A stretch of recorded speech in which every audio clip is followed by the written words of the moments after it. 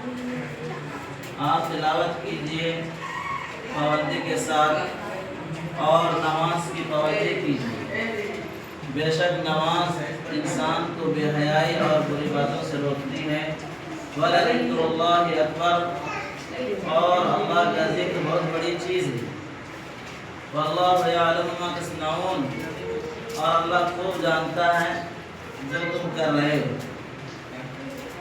تو میرے بھائیوں، اس آیت میں جو ہے اللہ رب العزت نے جو ہے نماز کی اہمیت کو بتلایا۔ اللہ رب العزت نے جو ہے اللہ کے نبی صلی اللہ علیہ وسلم کو بے بہا نعمتوں سے نوازا اور ہمیشہ نعمتوں سے سرفراز فرماتا رہا۔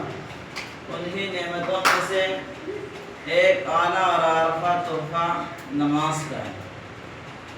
اس تحفے کی فضیلت